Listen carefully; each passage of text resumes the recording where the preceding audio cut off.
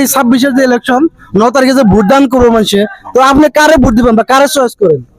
আমি যেহেতু আসাম দেশের বাসিন্দা, আচ্ছা। সুস্থ সুজ্ঞান সুবুদ্ধিতে মানুষের সাথে সবাই মিলাপ্রীতি বা ঐক্যতা, হিন্দু মুসলিম খ্রিস্টান জৈন বৌদ্ধ আমাকে পৃথক পৃথক যে আমাদের আসামের মুখ্যমন্ত্রী যে ধরনের ভাষ্য, যে ধরনের কথা, তার যে ধরনের অ্যাক্টিং, তার যেটা ব্যবহার, তার হয়তো দলের মানুষগুলো আমাকে যে একটা সাম্প্রদায়িকের উপরে যেটা হয়তো বিভাজনের সৃষ্টি করে আমাকে আসামের মানুষ যত আছে তাকে নির্যাতন করার জন্য সবসময় অহরহভাবে মানে চেষ্টা চালাইতেছে।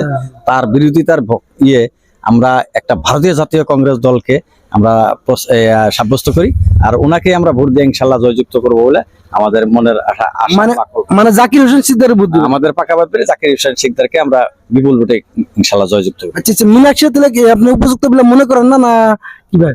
আমি মীনাক্ষী রহমান উপযুক্ত বলে আমার বিবেকে আমি মানি না। কি জন্য? ইউডিএফ দলটাই আমাদের মুসলমানের মানে একটা শত্রু বলে আমি আমার থেকে আমি বিবেক বিবেচনারে পাইছি, আর যার জন্য এই দলটার আমি হয়তো ভালোবাসি না, আর যার জন্য মীনাক্ষীরও আমি ভোট দেওয়ার জন্য সাপোর্ট করি না। পুরাটা অঞ্চল নিয়ে আপনার মানে একটা মর্চা করে মানে সবাই বেশিরভাগ মানুষে কংগ্রেসের সাপোর্ট দিছে, মানে কংগ্রেসের ভোট দিব। তো আপনারা সবার বক্তব্য শুনলেন, তো আশা করি সবাই শুনবেন আর ভিডিওটা শেয়ার করে দিবেন।